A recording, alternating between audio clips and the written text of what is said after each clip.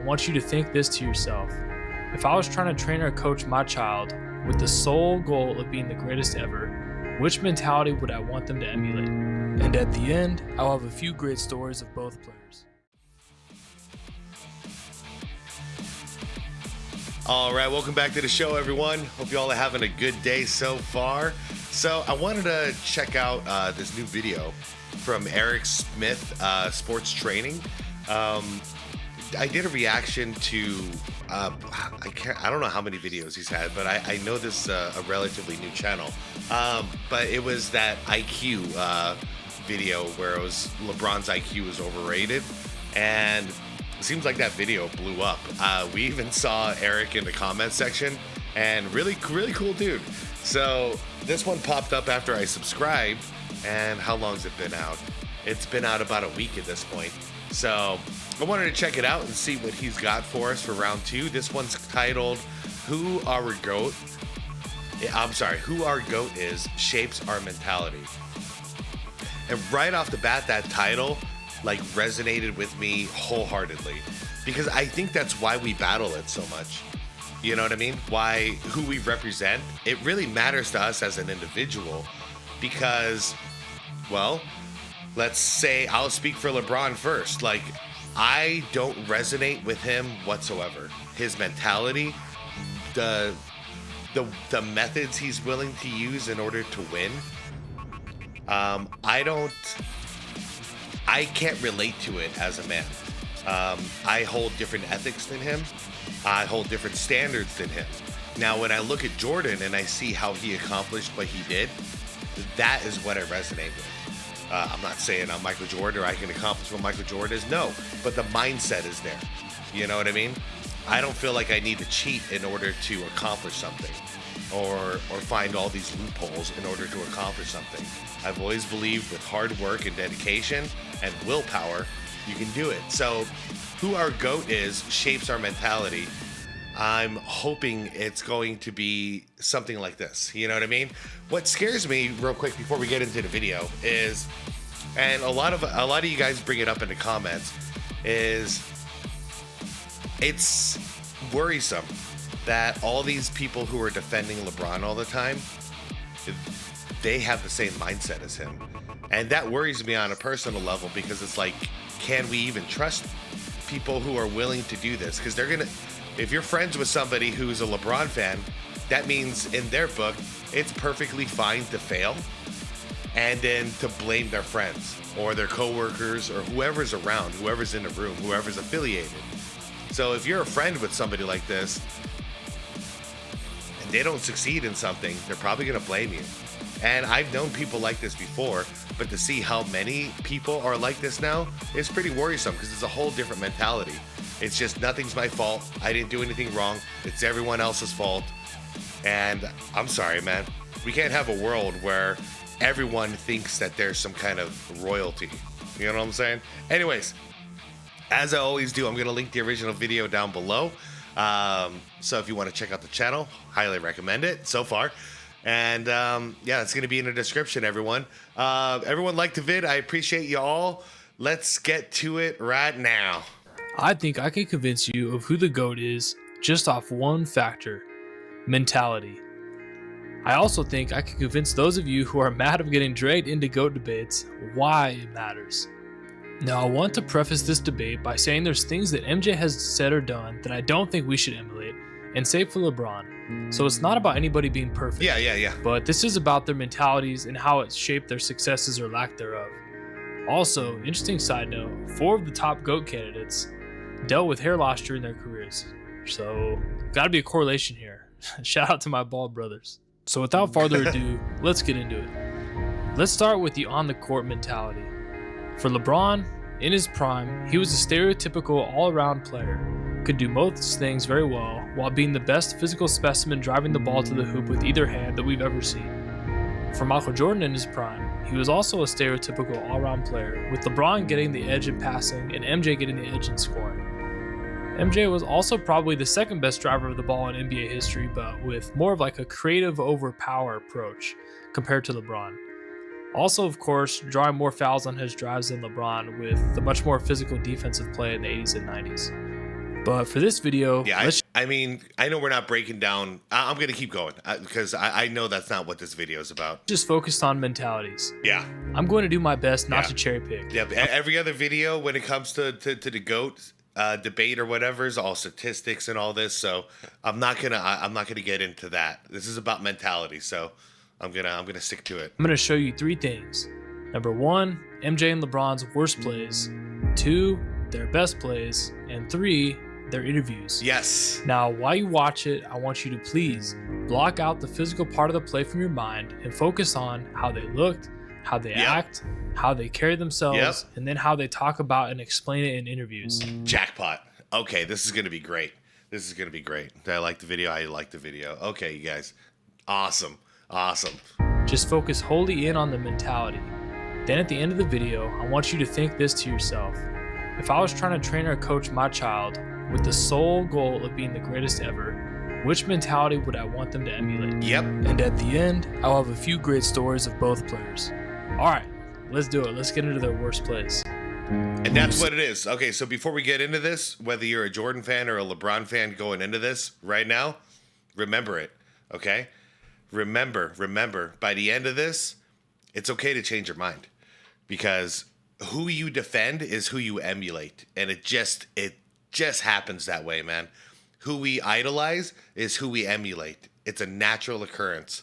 So you might want to ask yourself by the end of this, should I still be emulating this guy?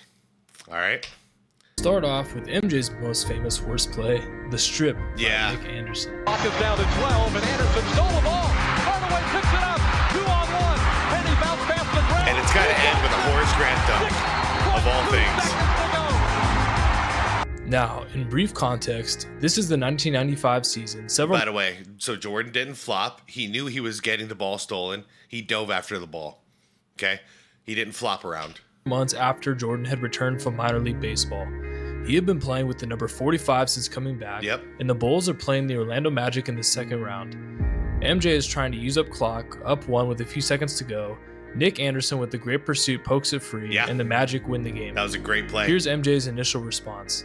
Nick Anderson said, 45 is not 23. Oh, Lord, I would have said, man, what is you doing? You don't get this man no field. Game 2, never forget. He comes out, keeps his top on. Wearing number 45, Michael Jordan, kept his top on. Boy, both teams broke out of the huddles, coming to the court. I saw 2-3. I said, oh, Lord, we in trouble. Superman's in the building, back cat, whatever you want to call him. We in trouble tonight. They won game 2. I never forget this, and you can go back and look at the stat sheet. Jordan had 2 free throws at the end of the game. Oh, yeah. He hit the first one and missed the second one on purpose. Somebody said, look at the scoreboard. He left 45 on the scoreboard. Because that was one of the reasons I was there was to help finish the ball game. And yet, you know, in trying to do that, I made a critical error that more or less changed the whole momentum of the series. You know, they gained the confidence. And we were there in their place about to win the first game and put them on their back heels. And we could have easily taken that series. And yet, in one moment, it changed all over. And from that point forward, I was trying to do a little bit more than what I should have. The Bulls, however, did end up losing. Yeah, so one, he took full accountability. He knew he did it. He's upset he did it, and he's admitting that he was trying to do too much to make up for it. So we got Michael Jordan here clearly taking responsibility for his mess up. We all knew it. We all knew what happened. It was a good steal. But Jordan, you know, it happened. But having him be fully accountable like this is why I emulate him in a lot of ways. It is. Because when I mess up, that's something I do. I don't try to bury it. I take accountability for it. Apologize, do what I got to do, make up for it, move on. Losing the series. And yeah, this was, here, I'm going to rewind for 5 seconds. Trying to do a little bit more than what I should have. The Bulls, however, did end up losing the series, and MJ didn't play to his standard. Here's his long-term response. After the season, usually there's a time period where Michael takes some time off. The night they lost to Orlando, I said, Michael, you know, I'm about to get out of here. Let me know when you want me to see you, because I'll see you tomorrow.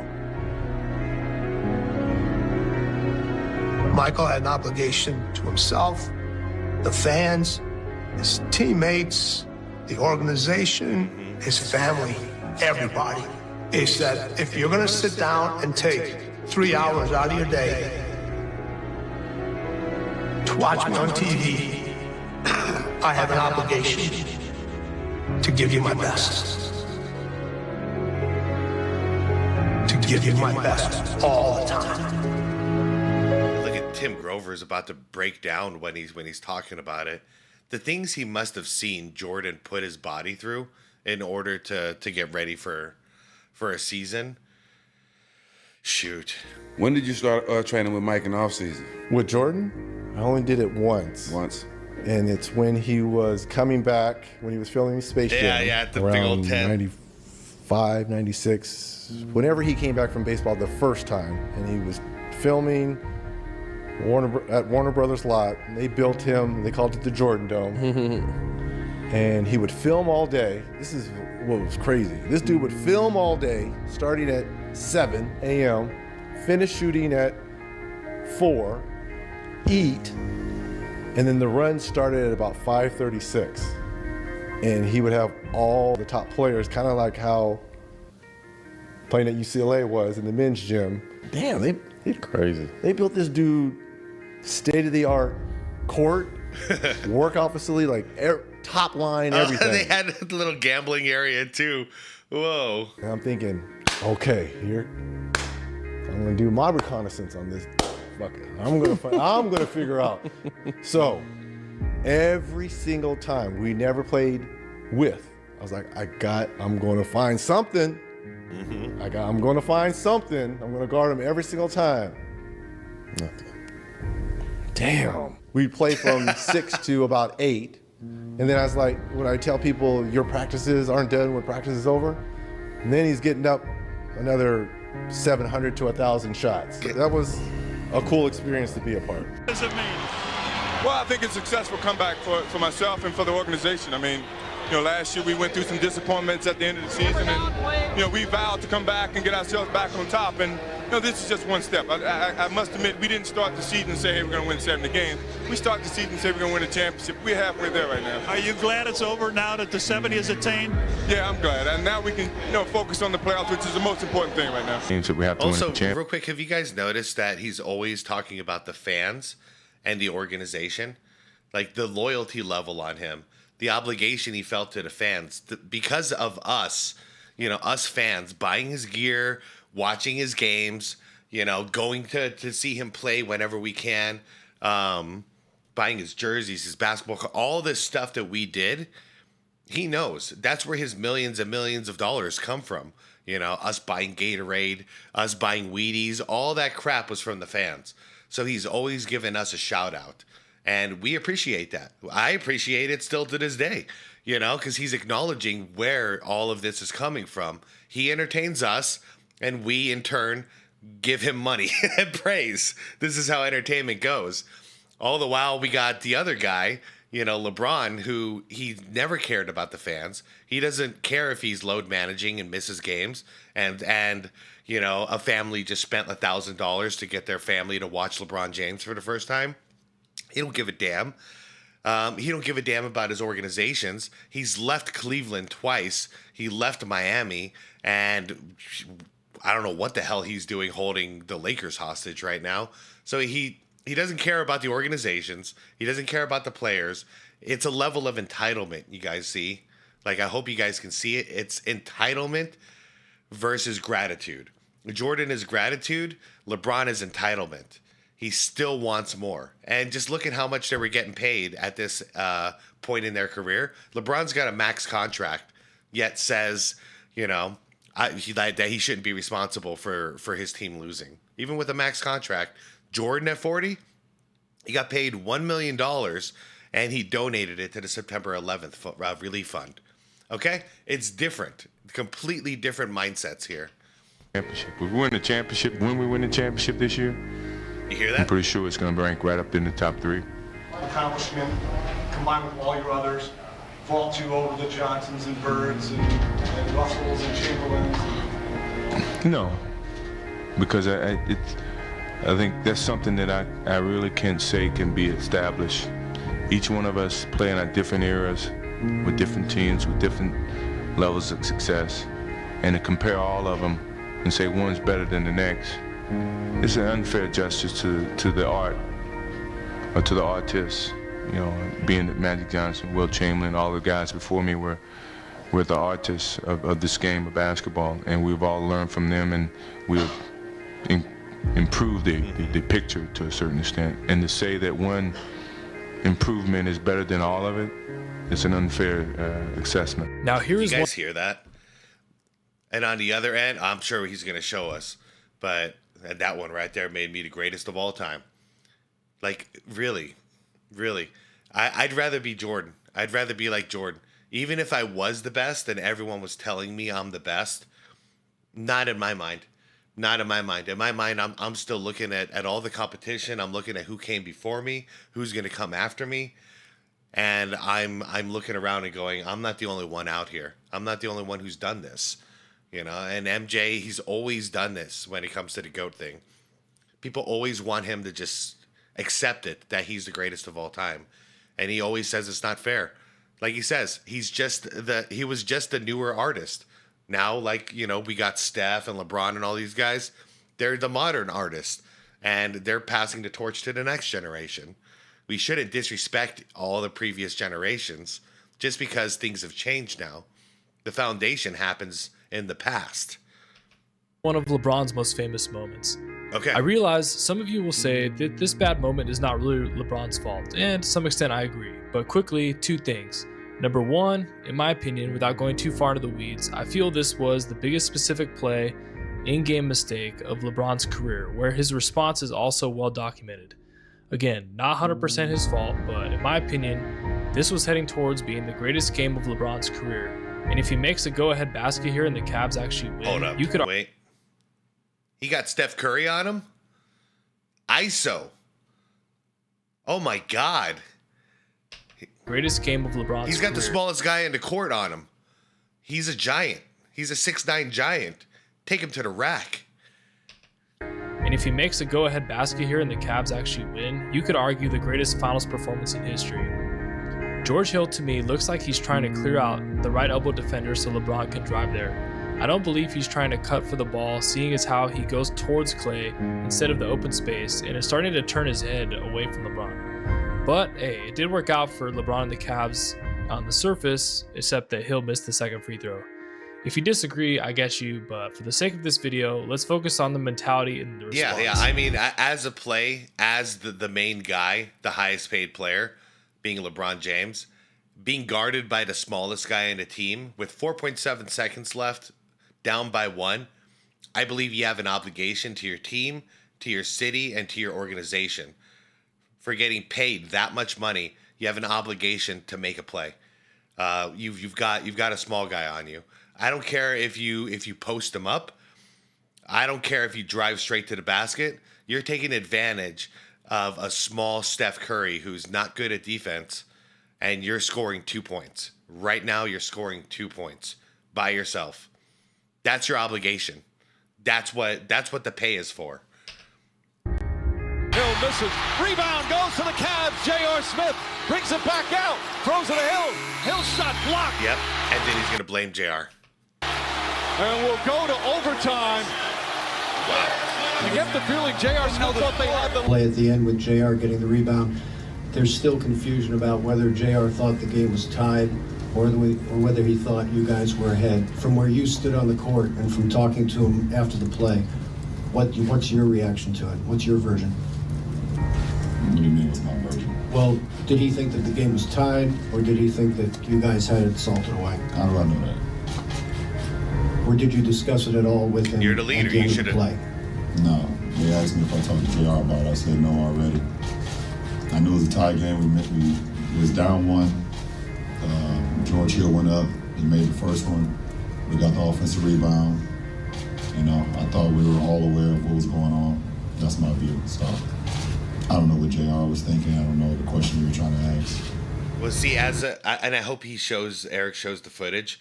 If you look at the bench footage between the fourth quarter and overtime, the fourth quarter ending and overtime beginning, yeah, he wouldn't know. because a normal leader, a real leader, would have talked to him on the bench and be like, "What was going on, man? What was going on in your mind? Why'd you do that? You know, did you know what was up?" And then we'd get through it. You know, that's how I would approach it. Be like, "All right, we go, shit. All right, now we're going to overtime, JR. Let's win this." You know what I mean? like we got to bring it back together. But if you guys saw the footage of him on the bench, he doesn't even look at anybody. He's crying on the bench, covering his head with a towel, not engaging with the team, not even looking at JR. That's not what a good leader is. I can't emulate any of that. Not as a leader. I was just trying to see if you knew exactly what his state of mind was. Did he think that you guys had it won, or did he think he was trying to make a play? Not sure. Maybe I'm not sure. No, I don't know his state of mind. Did you know if he knew the score? Thank you. Yep. This is when he grabs his little bag, right? Yep. Too cool for this. He's too cool for this. Now, some of you guys might sit here and say like, "Oh, that reporter's annoying," you know, because he kept drilling it. But you got to understand, that reporter is used to the team leader knowing what's going on with his team. Okay, so he kept asking like, "What happened?" Because you're the team leader. Same way you would ask a coach, "What happened?" You're in charge of the team. You know, so LeBron's in charge of what happens on the floor. Why doesn't he know what was going on with JR? And that's because he was throwing a little pity party. He threw a tantrum on the bench. So the time went by and it passed because that's how he chose to use his time as a leader on the bench right before overtime in the NBA Finals. It's gross. What happened? Self-inflicted. Post-game after game one. Very emotional. Oh, the fake broken arm. And now we got, for context, now he's going to fake an injury. Okay? So this is another thing he does when he loses. He fakes an injury. He just did it this year. Very emotional. You know, for a lot of different reasons. Understanding how important a game one is on the road for our ball club. What would that done for us? You know, the way we played, the calls that was made throughout the course of that game. The calls that were made. And I had emotions on, you know, the game was taken away from us. I had emotions of, you just don't get an opportunity like this on the road versus Golden State to be able to get a game one. And, you know, I let the emotions get the best of me and pretty much played the last 3 games with a broken hand. So There it is. Let's repeat it. Get the best of me and. So wait, first of all, Kenny, the blame first goes to the bad calls, causing those, because of those calls, LeBron was emotional. So, but it's not his fault. It's the call's fault, right? So that's the first excuse. Second excuse is I played the last 3 games with a broken hand, so that's what it is. Breaking news, LeBron James is taking his talents to the Western Conference. He's going to join the Los Angeles Lakers. He's signing a 4-year deal worth $154 million. That comes with responsibility, buddy. Yeah, for those of you who don't know, he didn't break his hand. Like, it's not real. It's not a real thing. The point of each of these 2 clips is to show how each player responds to adversity mentally. Now, the worst sequence from Michael Jordan's career. Losing to the Pistons in 3 straight playoff series, including in Game 7 of the 1990 Eastern Conference Final. Yeah, let's show him shaking hands. I want to see him shaking hands. Here's his immediate response. After the loss. There's Thomas. There it is. With congratulations as Paxson fouls out. What can you say about Michael Jordan and what he has become in this league, QB? It's just nice what the building is doing right now. He averaged nearly 35 points a game in the playoffs. Holds the Chicago Bulls. Yeah, look at it. 28 Isaiah Thomas, like his arch nemesis. You know, he's wishing him luck, giving him a hug. Like, come on, man. There's no comparison here. 31%, but Michael Jordan had 31, and he's with Battle. That was the old ritual in the NBA. So this is Eastern Conference, right? So if the Pistons are going to the finals, then your East always represents East. So that's kind of part of the point of the handshake. One, it's to congratulate a victory because we're not sore losers, right? Two, it's to keep it in the conference. So you go take out the West, man. Whoever's out there, you know. In this case, it was probably the Lakers or the Portland Trailblazers. But either way, it's like go win it for the East. It was a ritual. So no matter how much bad blood was around there, you still want the East to win. Right. Vern, Michael Jordan here in the midst of the celebration. What are you saying to the other players, Mike? All you can do is wish them good luck. I mean, we fought hard. They were the better team. We went to a 7-game series. What more can we ask for? We want to be where they are, but we still got to win our turn. We're still trying to improve our team. They were the better team, and they played better today. Wow. What's your there emotion is now? Zero excuse. They were better. They won. Oh, Michael, sadness, frustration? Sadly, I'm disappointed, because I wanted to go further. But I got to accept the season that we played. We had a good season. We got this far. We got to look forward to next season. That's the only thing we can do. Gave it a hell of a run. Thank you. Here's his offseason response. It's very difficult to add muscle for an athlete. Mind you, I'm pretty sure because that was the Game 7. So if that was Game 7, that was when Scotty had the migraine. So he had such an easy scapegoat in there that he could have used, and he doesn't use it because he doesn't throw his teammates under the bus, unlike the JR thing. That's constantly burning calories, running up and down all the time. We started at 200. We added 5 pounds until he got to 215. I put it in just to get myself physically strong enough to go against Detroit. I was a slender, skinny kid. Now, I put on a couple pounds, I can throw my weight around a little bit more. Yep. I would give him a certain amount of reps to do. He would never stop at that number. If I asked for 6, I know he was going to do 12. He got to the point where he was just like, instead of them dishing it to me, I'm going to dish it back to them. Yep. Now I want you guys to understand a ripple effect here. So if he makes an excuse like LeBron does, then that's the end of it. He just does the poor me thing. He doesn't come back better, doesn't come back stronger, nothing. Because the very first thing you got to do is recognize the damn problem. You have to admit what's going on, why you lost in order to get better. What's Jordan do? Admitted it right off the bat, didn't even hesitate, didn't even walk off the court, just said, yep, they were better, they deserved it, they were better, we got to be better. Cool, congratulations. What's he do?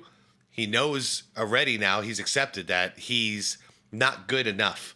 They lost because they weren't good enough. Now they have to get better. So what's he do? Gains 15 pounds, solid muscle, gets stronger so he can face Detroit, and now look at the results. As time runs down, Pistons wasting no time. And look at these sore losers.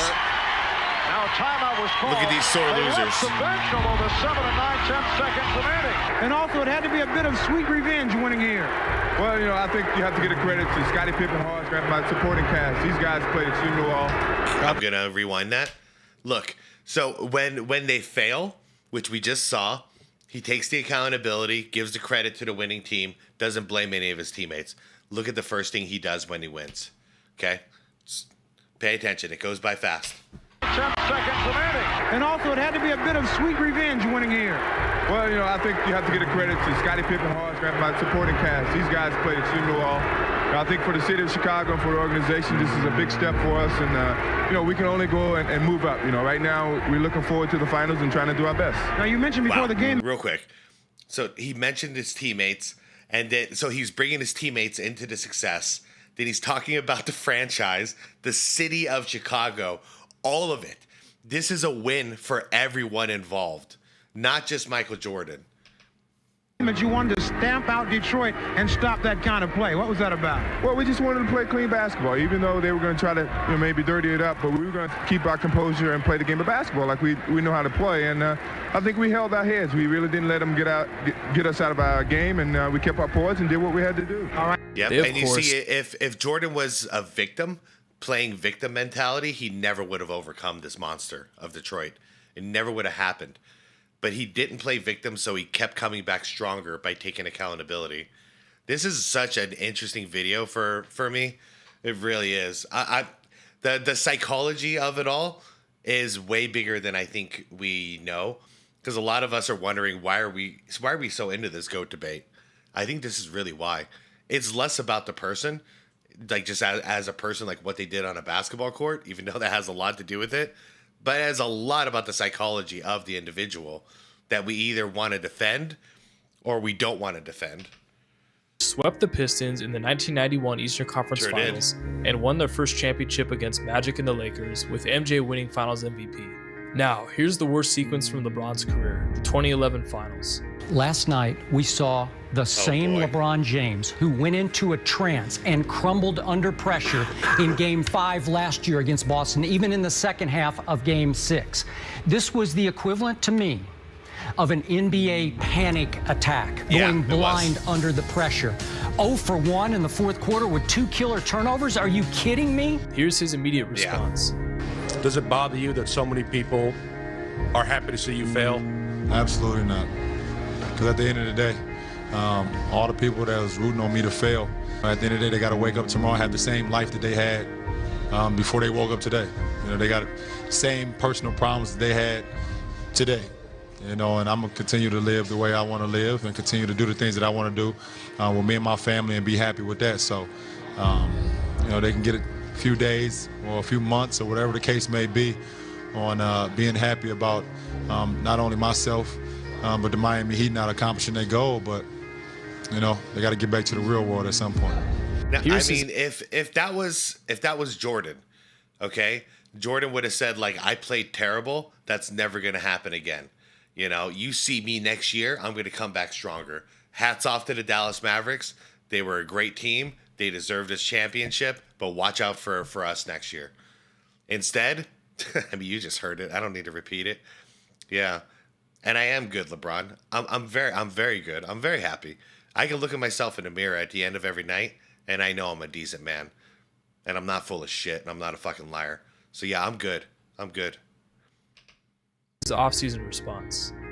Your first year in Miami, you guys losing the finals. Yeah, you start to question everything. Yeah, right. You start questioning yourself. Yep. You start questioning the guy that you haven't been in the foxhole with it enough. Right.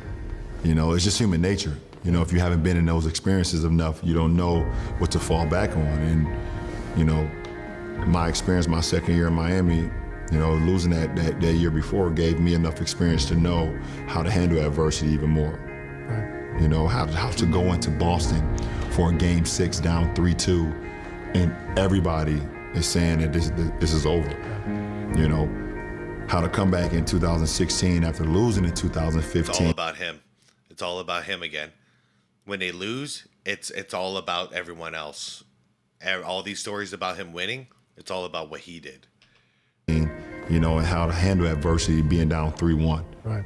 Because of the things I've learned over the course of the past.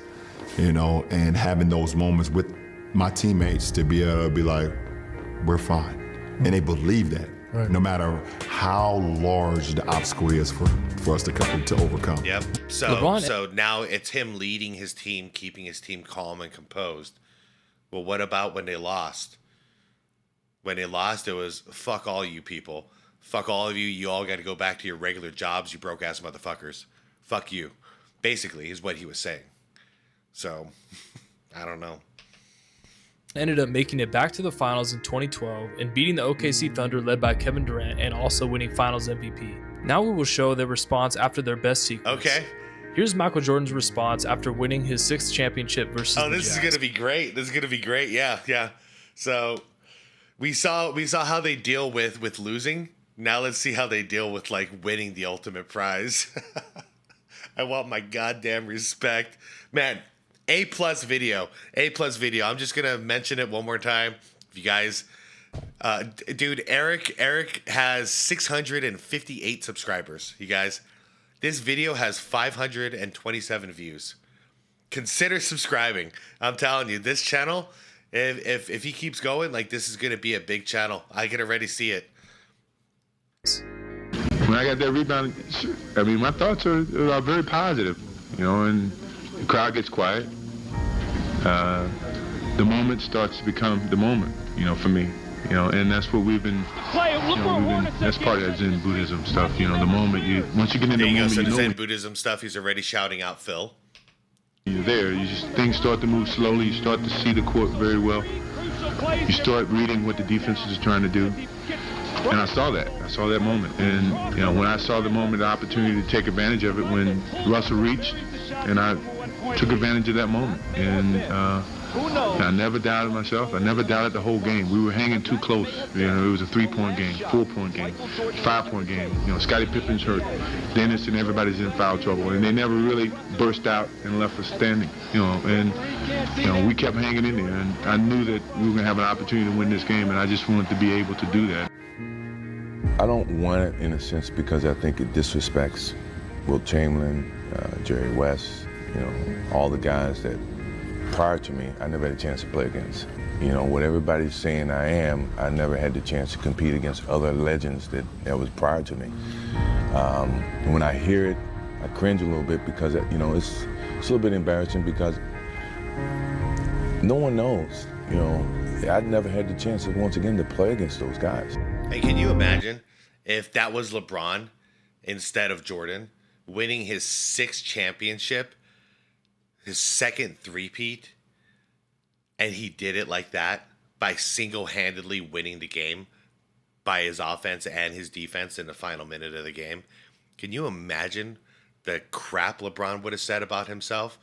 I mean, we already know he would have called himself the greatest of all time. But what else? What else would he have said? I mean, because LeBron never got a moment like that. Like, not a lot of people get a moment like this with all the context involved. People always debate it. I love this. Who's the greatest player of all time? Dumb question. It should be, who's the greatest team of all time? There are so many teams to choose from. The 91 Chicago Bulls, sorry, Showtime. The 92 Bulls, back-to-back. 93 Bulls, first three-peat. 97 Bulls, even with the flu. 98 Bulls, no push-off. And my favorite, the 96 Chicago Bulls. 72 wins, tough to beat that. What? You think there's someone else? Prove it. I love now it. here's LeBron's response. By the way, I something just clicked in my head. LeBron is always talking about team game, especially when they lose. Basketball's a team game. It's a team game. Okay. But he's the only idiot who's ever called himself the greatest of all time. If it's a team game, there shouldn't be if you have that mentality, there are no extremely great individuals. It's all about the team. Not one man can win a series. Not one man can lose a series, right? That's what he's going with. After losing in the first round this year, there's 8 other guys on the team. It's not just me and Luka. So taking no accountability, it doesn't make any sense. So it's a team game. There's a team when they lose. When they win, that one right there made me the greatest of all time. I want my damn respect. How does this even come out of the same person's mouth? Completing the 3-1 comeback against the Warriors. I set out a goal 2 years when I came back to bring a championship to this city. I gave everything that I had. I poured my heart, my blood, my sweat, my tears to this game, and against all odds, I don't know why we want to take the hardest road. I don't know why the man above gives me the hardest road, but it's nothing the man above. He hasn't mentioned his team once. So far, it's all me, I'm surprised he actually mentioned the city of Cleveland. That was one positive. Put you in situations that you can't handle. And I just kept that same positive attitude, like, instead of saying, why me? They're saying this is what he want me to do. And Cleveland, this is for you. So he's acting like he did it single-handedly. He didn't. No praise for Kyrie for the big shot. No praise for my coach. No praise for Kevin Love. Nothing. Me. It was my journey. The greatest player of all. Cleveland, this is for you. That one right there made me the greatest player of all time. I was super ecstatic to win one for Cleveland because of the 52-year drought. You know, everybody was just talking how they were the greatest team of all time. Like, they was the greatest team to ever assemble. And for us to come back, you know, the way we came back in that fashion, I was like, that one right there made you the greatest player of all time. Okay, now the part where, again, I want you to really think about which mentality in these interviews you want the next generation to take to carry on everything that we all love about sports and competitiveness. Here's an interview from LeBron. How do you cope with that? When you have games like that, you guys usually win. Well, you cope with it by understanding it's just one game and looking at the opportunity we have on Tuesday to force a Game 7. Obviously, you know, for myself, I want to do whatever it takes to help our team win, and I haven't been able to do that the last two. So hopefully I could do a better job coming in on Tuesday. We all as a unit can do a better job, and it would be fun. I feel a lot less pressure this finals run just because you are undermanned and you had some injuries as opposed to previous years? Nah, I feel confident because I'm the best player in the world. It's simple. And here's one from Jordan. But MJ offers assurances that the dynasty will not end here tonight. We're going to win Game 7. You all but guaranteed a victory here in Game 7. Is there ever a doubt? No. The mental battle, is that why you promised a win, to get everybody thinking in that direction? Sure, you have to think positive. You can't go into a situation where you're trying to achieve something and you're thinking negative and you let negative thoughts come in. You have to think positive. And then, yeah, sure, that was one of the reasons that I felt that I had to, you know, as a leader, speak up and say, hey, we're going to win this. It doesn't matter how we do it, but you got to have positive thoughts so that you can achieve it. Wow. Yeah, it will mean something once I'm done. Hold on. Once I have. I just want to pause it right there because that is such a huge part about mindset. We used to call it a loser or a winner mindset, right? I know that's not so PC in 2025, but that's how I was raised. That's what we used to do. You're a winner or you're a loser based on how you act, right? It's not about what you do in life. It's about how you act, what's going on in your head. So if you approach everything going, I don't know how to do this yet, but I'm going to figure this out. How do I figure this out? I want to do this. You're a winner. You're going to accomplish your goal. But if you walk up to the same thing and you go, I don't know what this is. I got to get out of here. I can't do this. You know, like I'll never be able to do this. Everyone's going to find out. You're already a loser. The mindset's already there, you know?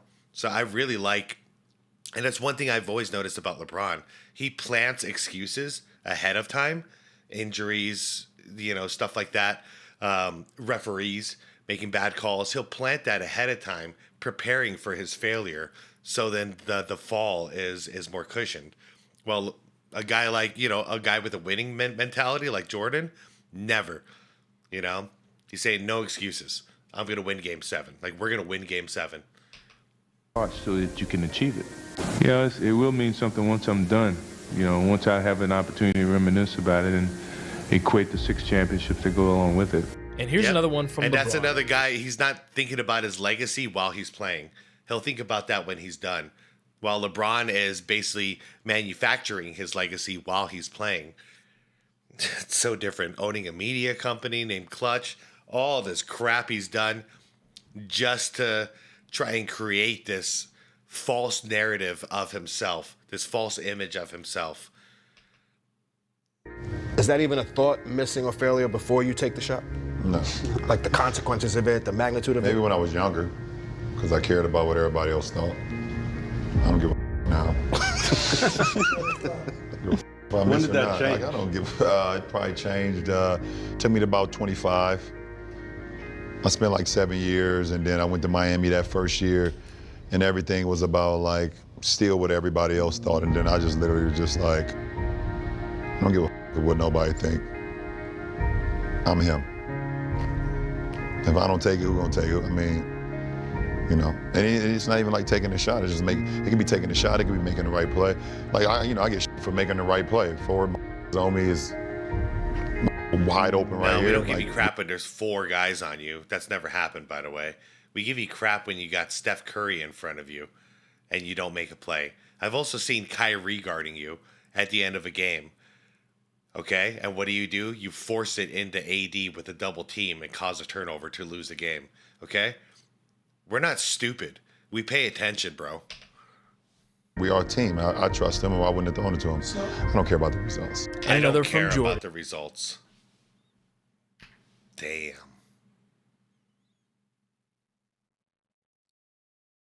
It's just a game. I don't lose sleep over losing with another star like Luka. There it is. So I asked the question again because the video's not over yet. If this is your idol, are you sure you want to be like this? I'm not talking about the money. The money came from the NBA, not from his mindset. Do you really want to be like this? Yeah, 91, 92, I was young, full of energy, hungry. In 98, when winning 6 out of 8, and yet being just as dominant as you were in 91, that's where the craftsmanship came in. Yeah, I think 98 was much better than any of the other years because of how I was able to use my mind as well as my body. So was it then satisfying to leave at your peak? No. Or is it maddening to leave at your peak? It's maddening because I felt like we could have won 7. I really believe that. We may not have, but man, just not to be able to try, that's something that, I just can't accept. And a final one from LeBron. You have your big guys that make big plays at the end of games, throughout the game, or whatever the case may be, but ultimately, teams win championships. I don't lose sleep over that. Like, fuck, how did me and Luka lose? There's 8 other guys on the floor. So of course, so shooting. Mind you, Nash was not like that.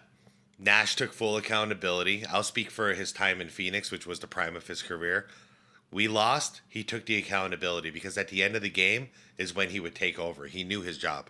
He did his job very well. I remember him with a broken nose against San Antonio, blood all over the place. We had to keep bandaging him up, and he just would not stop. He kept coming out to play. And afterwards, he was like, I could barely see out there, but like he was still hitting shots. He was still playing. We needed him. It was almost enough. He was like a superhero out there. So, he's just agreeing with LeBron to get a job, but they have nothing in common when it comes to this. Nothing in common. Nash wasn't faking injuries. He was pushing through injuries in order to try and win for his team.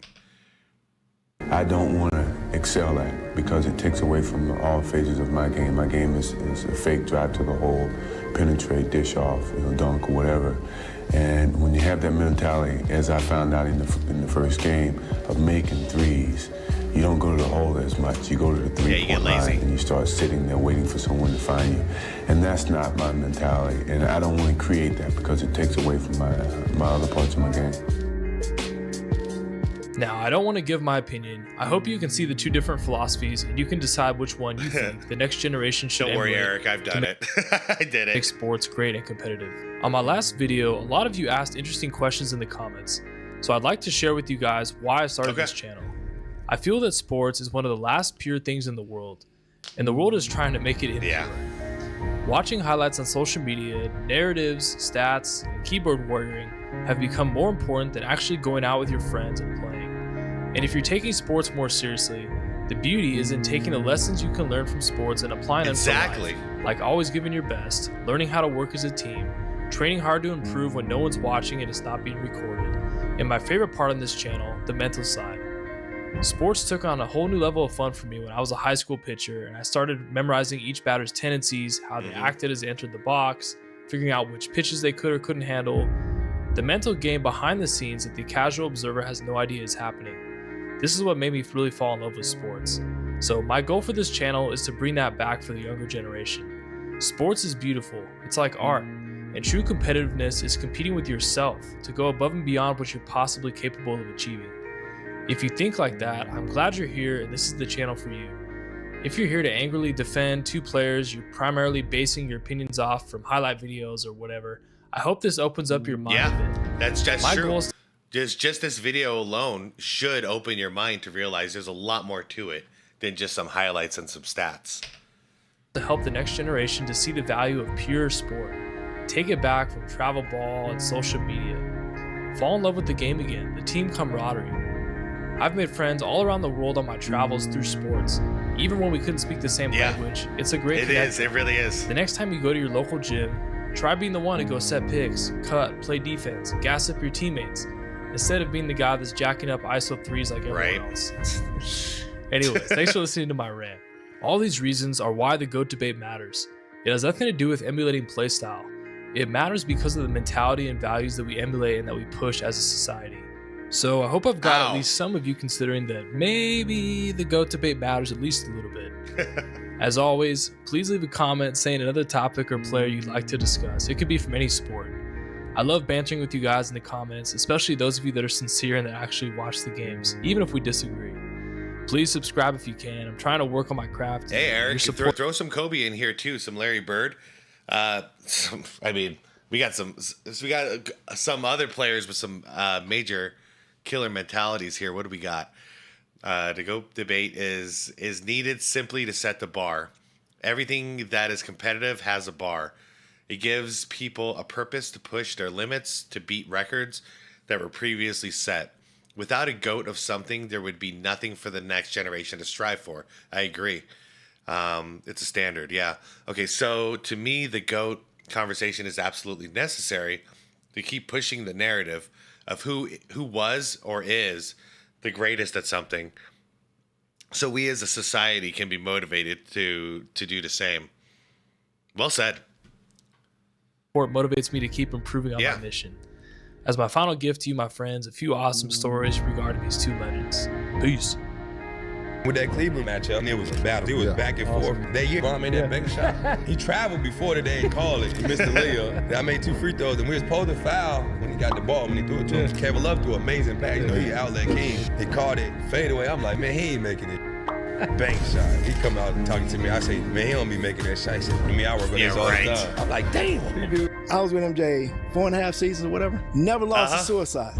Never. Never lost a suicide. Never. It's crazy. Look, he's smiling and laughing. No. Me and BJ, we gonna go out hard on him. Oh, y'all would team up on it. Please. As soon as the whistle blow, he damn near coming back at us.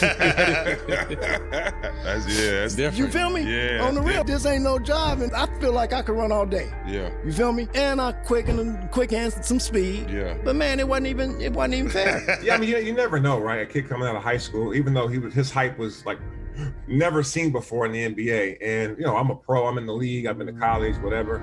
You know, we hear about LeBron. We saw him play a couple times in high school, and he looks terrific against the high school competition. So you're like, oh, he's going to be able to play and compete. We get him on campus to get him to practice. He got the ball.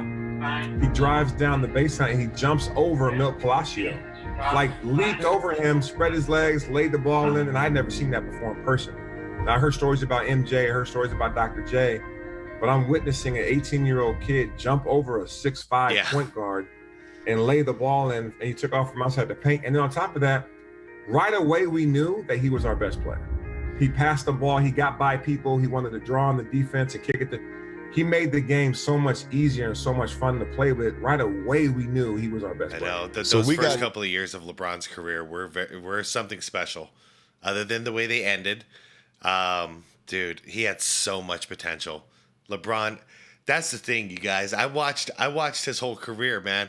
I watched him come in. I wanted him to be really, really great.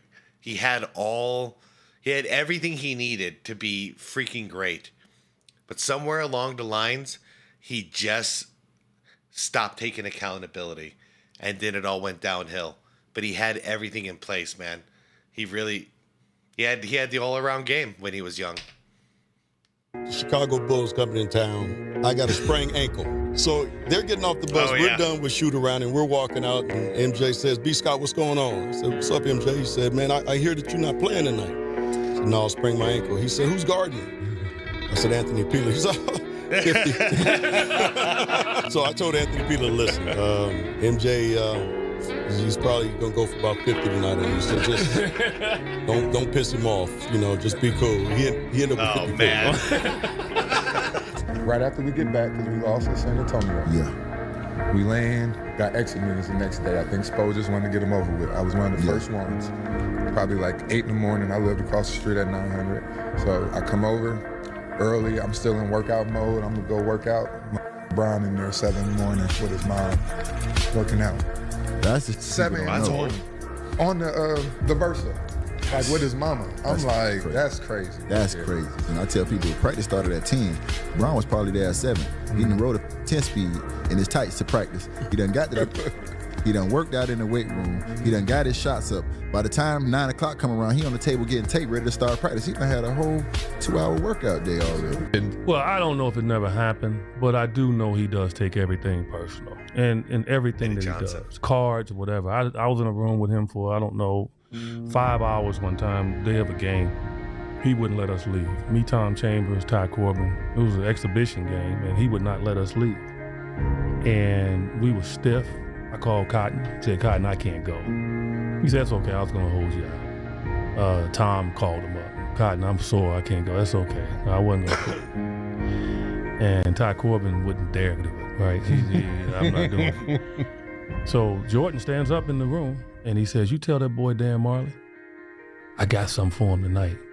And now I stood up, I couldn't hardly walk. I mean, literally, we had played the night before, traveled that day. I was stiff as a board. He would not, if Scottie Pippen in the room, Horace Grant, I mean, we just playing this game called Tunk, okay? And we just going at it. And he looked at Tom and I, he said, I'm gonna give your boy 40. In an exhibition game? Yeah, we like, who? Dan. I was like, yeah, Dan okay. Marley was a good defender too. Bet 100. Bet 200. I took the bet. Tom took the bet. Oh no. So he starts the game and he just goes. Yeah, you don't do that to your teammate, guys. Don't do that to your teammate. Especially if you're not even going to be out there to play and help out. Dude, poor Dan Marley, dude. I'm over there still stiff. I got heat packs under my clothes, man. I'm like stiff. This man's out there going crazy. And Tom and I sitting there looking at him like, this dude is just insane. So he had about 34. And he walks over to the bench. And he catches the ball. He catches it. He looks at Tom and I like, get that money. He catches the ball. And Dan's guarding him. He reverse pivots on him. So Dan's got him backed up. And he went right. And he just tried to tear the rim down. Tongue wag, he went down. Guys, like this is right? preseason. Jordan was insane. This was preseason. He shouldn't even be playing, man. You don't want to get injured, but he's insane. And holding up 400. Nobody knew it. And he went right, and he just tried to tear the rim down. Tongue wag, he went down like this, right? And holding up 400. Nobody knew what the fool was. Right? And so we're looking. So timeout. Cotton called a timeout. And Michael came over after the timeout. He said, Cotton, your boys, they were playing cards with me all day. Oh. Told them. He darked. Oh, yes. So that's why y'all not playing. That's why they not playing. And they bet me, too. I told him I was going to give your boy Dan Marley 40. And he had 30, 36, 38. And we sit over there. And Cotton turns to Dan, who's a rookie. Because Dan supposedly locked Jordan up, in the Olympics. Right? Okay, guys. So that's where the narrative of Dan Marley being a Jordan stopper came from. It came from the Olympics then. Cotton looks at Dan. He said, Dan, what did you do to Michael? Just messing with him. And Dan was like, I ain't do anything to him. We fell out laughing. And he went, man, he dunked for the 40 on everybody. And look, what ran past bitch, I want my money. Checked himself out the game. The next day, Cotton tried to kill me and Tom, virtually the whole team in practice, because he felt that's the reason we didn't play. Oh my goodness. So Michael will tell. Oh my goodness. Wow. Michael ratted him out. A four-time NBA champion and four-time league MVP from Akron, Ohio, LeBron James. Man, I tried to react to this whole thing. I'm going to pause it real quick because I don't want to get copyright. I tried to react to this whole thing once, and it got globally blocked. Like, it couldn't. Like, screw monetization, all that. Like, it got actually blocked.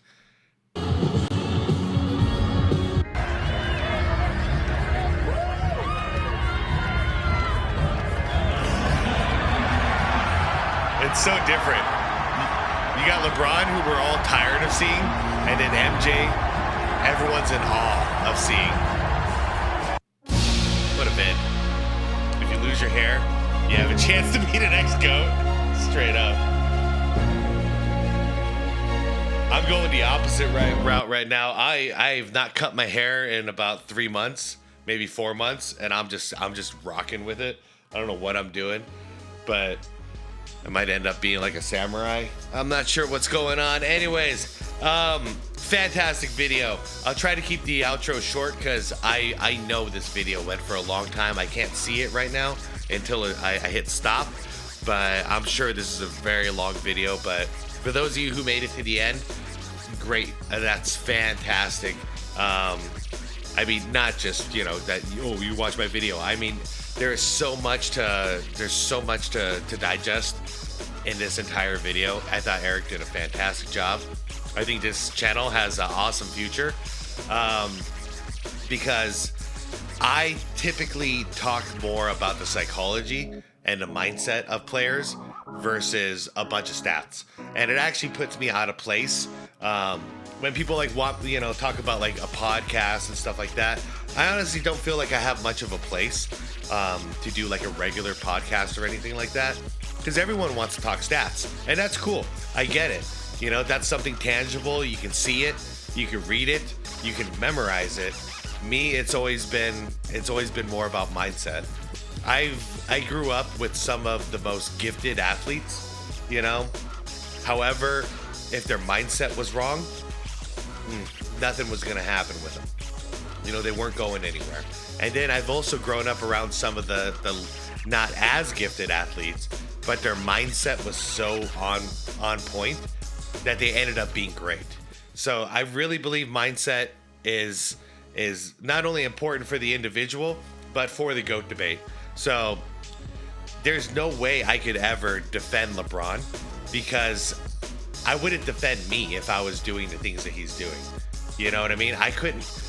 Whenever I see something like that one right there, made me the greatest of all time, I think in my head, if I said that, what would I see if I looked in the mirror that night? I would be ashamed. You know what I mean? So that's how I'm always judging these things. You know, LeBron loses this year in the playoffs, and he's like, yeah, well, we got 8 other players on the team, so it's not just me and Luka out there. You know, there's more to it than that. I wouldn't be able to look at myself in the mirror that night if I said that crap. You know, no way in hell. So I just know, just based off of that feeling that I have, who I'll defend and who I won't defend. And it's how I also gauge people's character a lot in the real life too.